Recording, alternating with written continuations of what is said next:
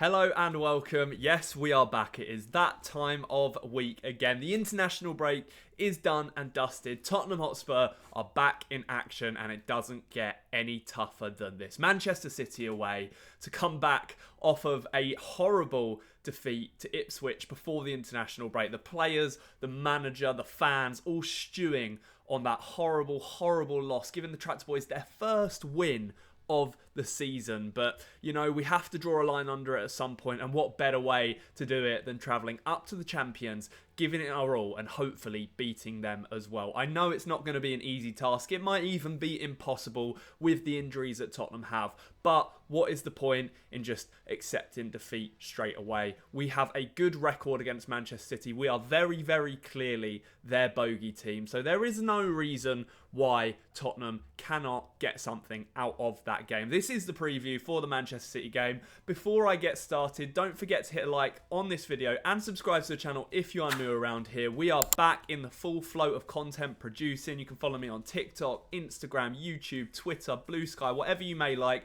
at Mitch_Fretton. Say hello to me. I'm following people back, replying to comments, all of the usual lot. But let's get straight in to this preview. So, Manchester City away from home at the Etihad, or at the DEKIHAD, as the Tottenham Hotspur social media admin posted the other day, a video of his masterclass. I think it was from last season when we played Manchester City. Was it last season, the 3-3 draw? But, you know, our record against Manchester City isn't too bad, and that's sort of where I want to start in this preview. The fact that, yes, okay, we can go into the game as underdogs, and we do go into this game as massive underdogs, but we shouldn't be scared. We know that on our day, we can beat Manchester City. They are one of the best teams in Europe, if not the best team in Europe. We know this. Tottenham are not. They're going through transition. They're going through a phase.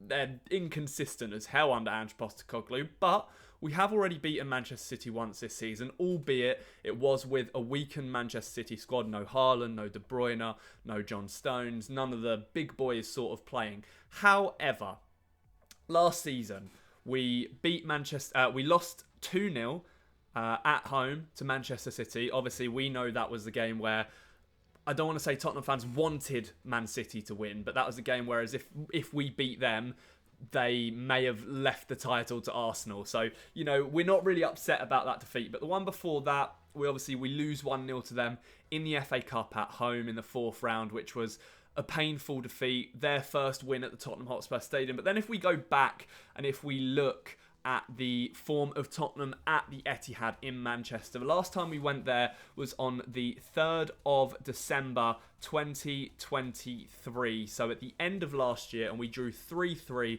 That absolutely insane game. I think Lo Celso got on the score sheet, Dejan Kulusevski, absolutely brilliant performance from him as well. And then if you go back and look at some of the other fixtures, we lost 4-2 at the Etihad in January 2023, won 3-2 against Man City on the 19th of Feb 2022. I think that was the Harry Kane masterclass game as well there. So there are positive signs to take for those travelling up to the Etihad to watch the game.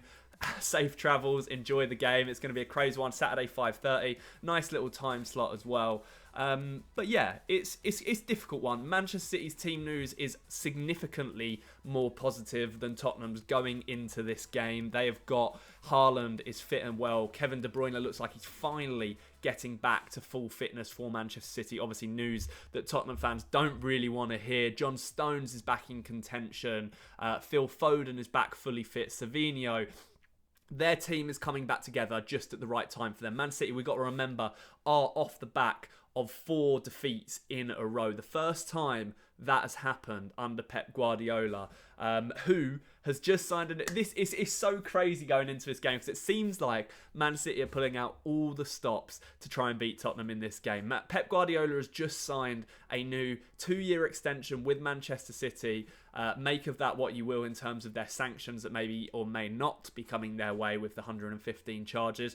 And they are planning on presenting Rodri with his Ballon d'Or ahead of the game on Saturday evening. So the crowd are going to be well up for it. The players are going to be well up for it. Pep Guardiola is going to be well up for it. He knows that he struggles against Tottenham, and he knows that he does not want to be suffering 5 defeats in a row as Manchester City boss.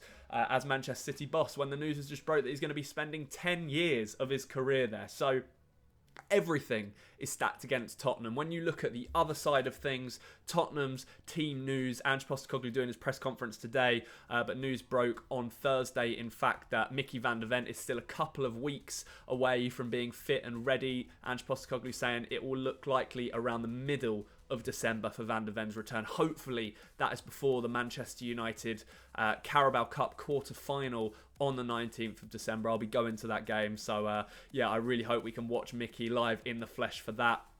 Christian Romero was subbed off for Argentina in the international break. Did not play their second game against Peru with the same foot injury that he picked up a few weeks ago. We know he played that game against Ipswich, went away, played a bit of the first game for Argentina, but then had to return to Tottenham because of the injury, had the birth of his child as well. So congratulations to him on that. But he is very unlikely to feature in this. So it's looking like Radu Dragusin is going to get the nod at centre-back again, and very likely I would say Ben Davies is going to play alongside him with Udogie and Pedro Porro in those full-back roles. A lot of people calling for Jed Spence to get his chance at right-back. I don't think that's going to happen. I think Pedro Porro is trusted by Ange Postecoglou, and until he does something cataclysmic and absolutely awful, I do think he's going to retain his place in that team. The other team news for Tottenham, of course, is that Rodrigo Bentancur has been handed a 7-match ban for the racist comments that were made in the summer about Heung-min Son. Of course, we're well past that now. The club accepted the sanction, accepted that he was guilty. Bentancur apologised. Ange Postecoglou said, yeah, we've all drawn a line under it. We've moved on. Ben Davies said so in a Wales conference as well. But Tottenham are still appealing the length of the ban as they think it's a bit too long, 7 games. Having said that, I think the mandatory ban that he can have is 6, so it would only get reduced by 1 if we were successful. So a bit pointless in my opinion. Maybe we should have just fronted the ban and just, held our heads there and said, okay, yeah, what he did was wrong. He's going to serve his punishment. So we'll be without Bentancur, which means Bissouma's pretty much guaranteed a start. Perhaps we will see him alongside Pat Matassar in the middle with Dejan Kulusevski sitting in front. The man is on fire at the moment. Captain Sweden in the international break, scored twice and got an assist in one of his games. There's a lovely little Twitter montage online if you want to have a look at him, saying him in the team tunnel, in the team talk before the game, saying, I'm hungry, let's eat, and then goes out and puts on an absolute masterclass for his country. Honestly, for me, and I posted this as well, Dejan Kulusevski could well be a future Tottenham captain. I love him so much. He is so fast, improving, and he's so important to how we play under Ange Postecoglou. I do think he will be keeping James Maddison out of the team again in that role. Obviously, Heung-min Son, he got on the score sheet against Palestine in the international break as well, so he's fit and firing and ready to go. Brennan Johnson got a goal and assist. I think he got a couple of assists and maybe a couple of goals actually for Wales. So our forwards are fit and firing. Dominic Solanke got some minutes for England as well. So, there's a lot of absentees for Tottenham ahead of this game, but there are still plenty of quality players that can step up and do the job. And I don't want to hear the excuses. Manchester City, they've had their share of injuries. They're starting to get a few back. Whether the likes of De Bruyne, Foden will start. Grealish is back for them as well, I think. I don't know. But we know that they can beat any team when they're half decent, when they're half on it. But we know that counter-attacking and transitioning is what we are best at against Manchester City. I do think that is how the flow of the game is going to go. It's a really difficult one because Tottenham are in a really, really difficult situation at the moment where a lot of people are starting to call for Ange Postecoglou's head. I'm completely against that, just to put it out there and be transparent with you guys. I think he needs until at least the end of the season. What's the point sacking him a season and a half way through this rebuild, this 10-year? If we'd have won against Ipswich, we would have gone 3rd in the table.